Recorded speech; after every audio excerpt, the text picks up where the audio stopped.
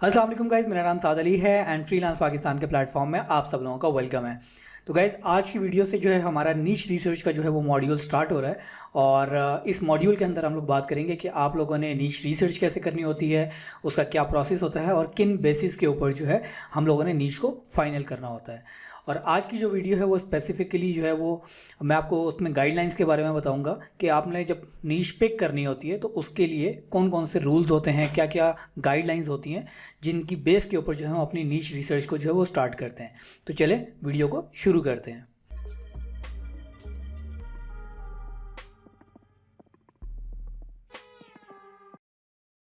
तो वैसे सबसे पहले जो है आप लोगों को डिफरेंस पता होना चाहिए कि एक अथॉरिटी वेबसाइट और एक नीश वेबसाइट के अंदर डिफरेंस क्या होता है, या ब्रॉड नीश कौन सी होती है और नैरो नीश कौन सी होती है। तो इसका जो है वो मैं आपको इसकी वीडियो के अंदर जो है वो एग्जांपल्स भी दूंगा। तो first of all authority websites basically एक टॉपिक को कवर करती हैं और उसके अंदर डिफरेंट उसकी एंगल्स होते हैं, डिफरेंट कैटेगरीज होती हैं।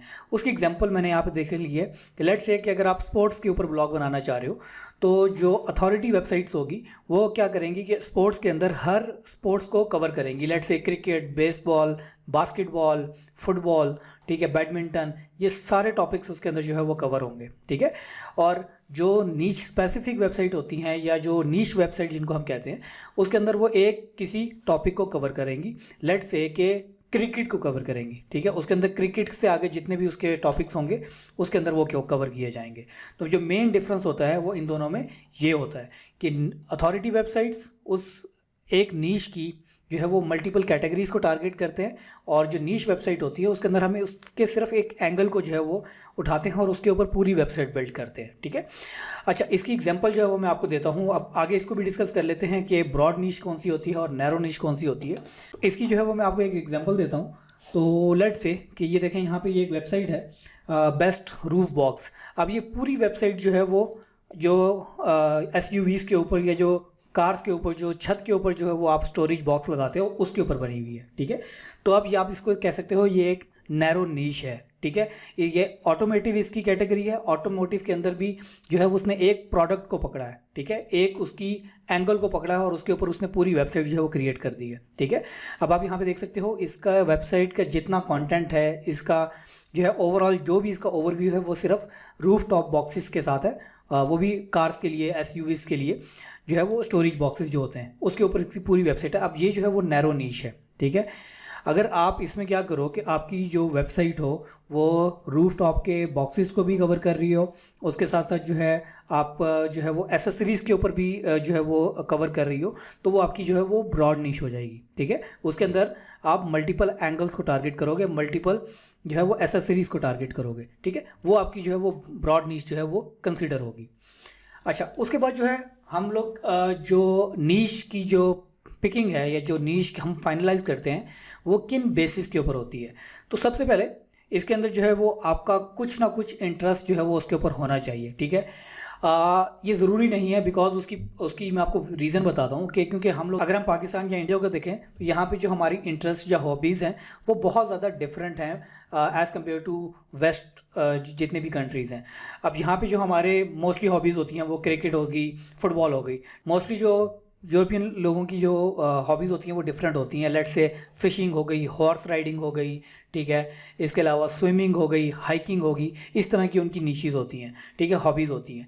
तो इसमें प्रॉब्लम ये होता है कि अगर हम अपने इंटरेस्ट के बेस के ऊपर या अपने पैशन के बेस पे चलते हैं तो हम बहुत लिमिटेड हो जाते हैं। हमारे पास इतनी ज़्यादा जो है वो फील्ड्स नहीं होती, इतने ज़्यादा टॉपिक्स नहीं होते जिनके ऊपर हम जो है हम वेबसाइट क्रिएट कर सकें, ठीक है।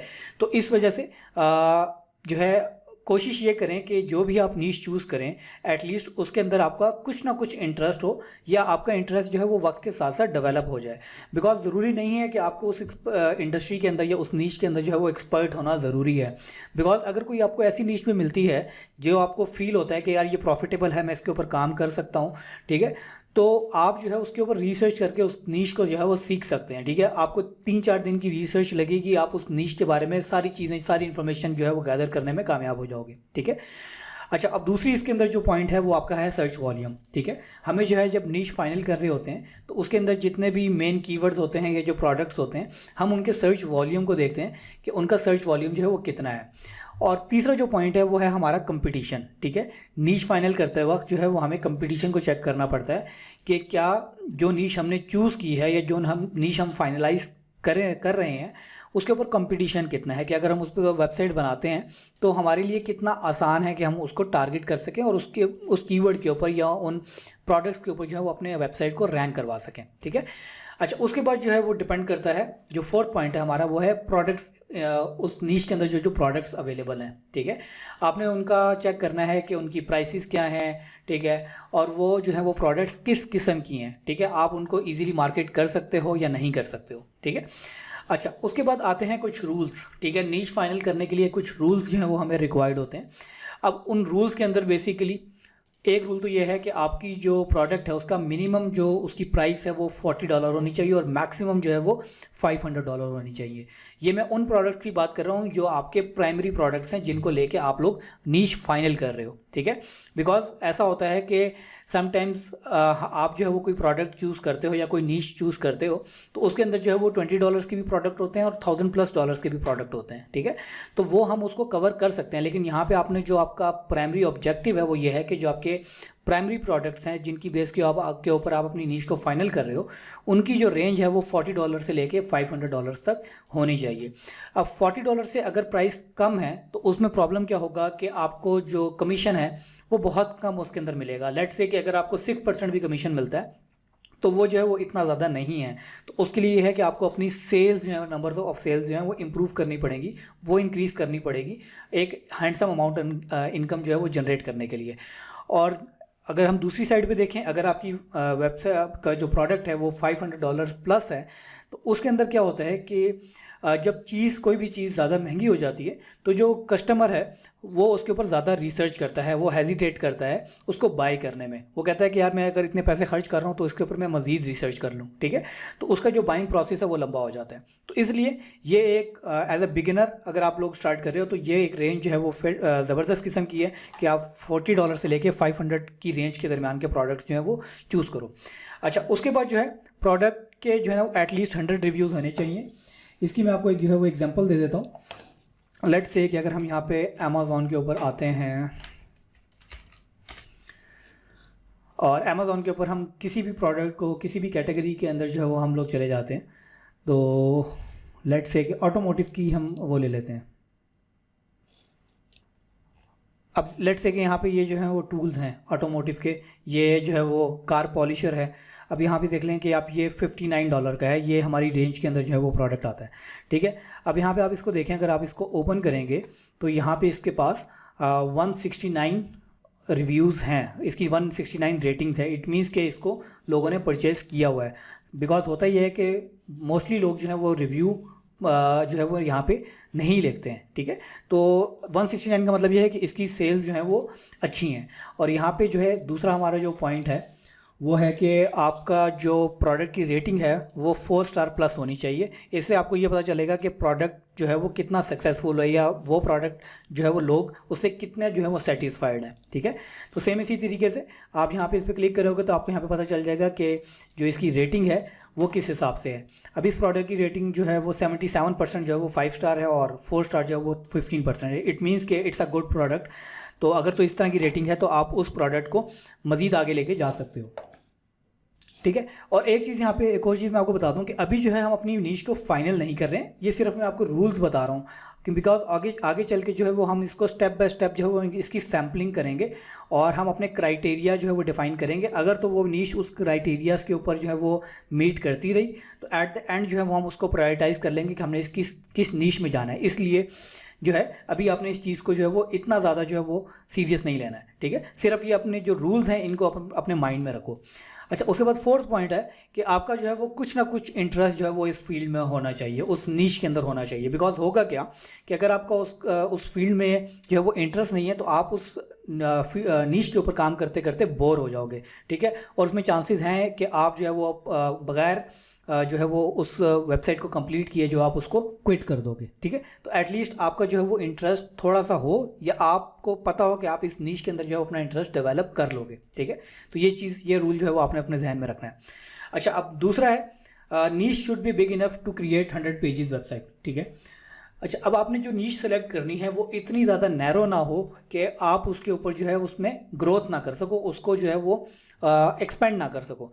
तो नीश आपने इस तरीके की चूज़ करनी है कि आपके पास जो है वो एटलीस्ट इतना मार्जिन हो कि आप उस नीश के ऊपर जो है वो 100 पेजेस की वेबसाइट जो है वो बिल्ड कर सको, यानी कि आपके पास इतने टॉपिक्स उस नीश के अंदर हों कि आप जो है वो 100 आर्टिकल्स लिख सको, 150 आर्टिकल उस नीश के ऊपर जो है वो लिख सको। ठीक है, एक चीज़ आपने ये ध्यान में रखनी है। अच्छा, उसके बाद जो है आपकी जो नीश है वो सीजनल ना हो। ठीक है, नॉर्मली मेरे जो अपना जो पर्सनल स्ट्रेटजी होती है वो यही होती है कि मैं ऐसी नीश के ऊपर जाऊँ जो एवरग्रीन हो, जिनकी सेल्स जो है वो ऑल ओवर द ईयर जो है वो चलती रहे। बिकॉज होगा क्या कि अगर आप सीजनल प्रोडक्ट पे चले जाओगे तो उसके लिए जो है वो आपको वेट करना पड़ेगा। इसकी मैं आपको एग्जांपल देता हूँ कि लेट से कि मैं आपको यहाँ पे इसकी एग्जांपल इस तरीके से देता हूँ कि अगर हम यहाँ पे गूगल ट्रेंड्स को ओपन करें तो यहाँ पे अगर हम लिखते हैं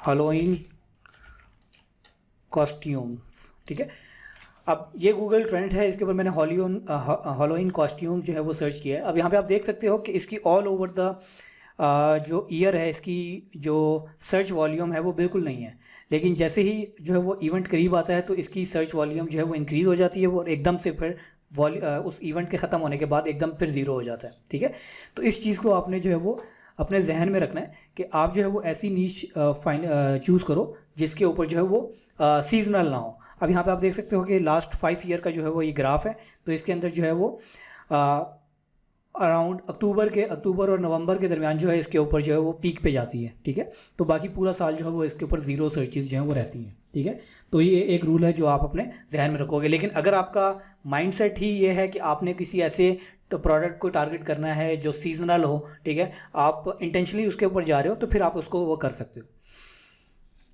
तो ये कुछ रूल्स से नीश सिलेक्शन के। ठीक है, अच्छा, अब इसमें जो है वो आपकी असाइनमेंट है कि आपने जो है वो अपने एंड पे अपने ब्रेनस्टॉर्म करना है और आपने एक एक्सेल शीट बनानी है जिसके अंदर आपने 10 टॉपिक्स जो हैं वो लिखने हैं, 10 निशीज जो हैं वो आपने लिखनी है।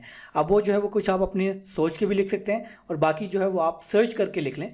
ठीक है, जिसमें आपका इंटरेस्ट है या जिसमें आप इंटरेस्ट अपना डेवलप कर सकते हो। ठीक है, तो आगे की चल के जो वीडियोस होंगी तो हम जो है वो आपको हेल्प होगी, जो आपने नीश फाइनल की हुई होंगी या उस एक्सेल शीट के अंदर डाली हुई होंगी, तो उसको जो है वो मैं आपको बताऊंगा कि उसको आपने जो है वो सैम्पल कैसे करना होता है और उसको उसके ऊपर फिल्ट्रेशन कैसे करनी होती है। ठीक है, तो जो नेक्स्ट वीडियो होगी उसके अंदर जो है हम लोग एक्चुअल प्रैक्टिकल प्रोसेस के अंदर जो है वो जाएंगे कि आप लोगों के ने नीश रिसर्च जो है वो किन किन टूल्स के थ्रू करनी होती हैं और कि कौन कौन सी ऐसी वेबसाइट हैं जो कि हमें हेल्प करती हैं नीश फाइंड करने के लिए। तो आई होप गाइज आपका वीडियो जो है वो पसंद आई होगी। अगर तो आपका कोई क्वेश्चन है तो आप मुझसे जो है वो कमेंट सेक्शन में पूछ सकते हैं। डिस्क्रिप्शन में जो है मेरा फेसबुक का पेज है, उसको आप ज्वाइन कर सकते हैं। वहाँ पे जो है वो मैं लाइव सेशन करता हूँ, तो उसके ऊपर जो है वो आप अपना क्वेश्चन जो है मुझे ऑन द स्पॉट जो है वो मुझसे पूछ सकते हैं।